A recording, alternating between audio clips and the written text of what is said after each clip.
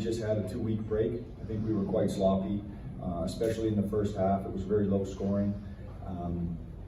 But we stayed the course. We tried to trust the game plan. I think our zone helped us a lot in the second half. And I think the way Jets started the fourth quarter for us really gave us a lot of life and energy. And I think in the fourth quarter, we looked a lot more like ourselves. But we've had a long layoff. 2 weeks in the middle of the season is a long time. We didn't have a great week of practice.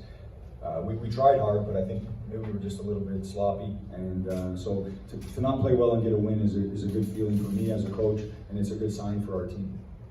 教练在休息室有跟大家说，这礼拜不是一个很好的练球的状态，因为过年放10天，其实是蛮久的，所以今天大家不在比赛状况内，可是今天大家都很拼，然后上半场虽然不是表现得很好，可是下半场我们有去做区，然后第4节宪哥的表现有让大家比较像之前比赛的状态，所以他说能在这样的表现之下赢球，对球队来说是一个很好的象征。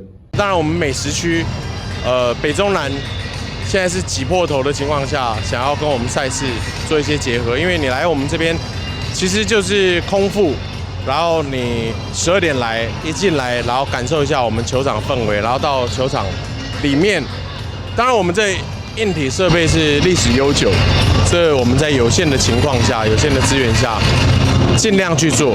可是这个也是希望可以感染更多县市吧。因为第一次的台湾内战，然后爆满的球迷，然后还有看到很多以前中华队一些小老弟哦，然后自己的心情怎么样？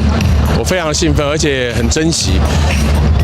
当然现在是不同队嘛，那志杰从台啤开始一路我们这样子。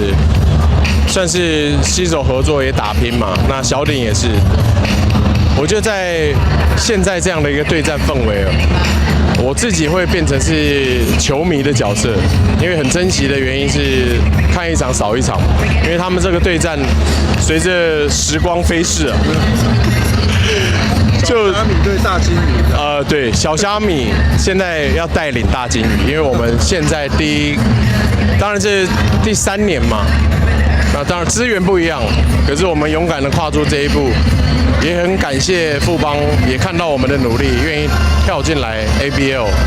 那这个是需要勇气的，我们持续去努力，持续去做嘛。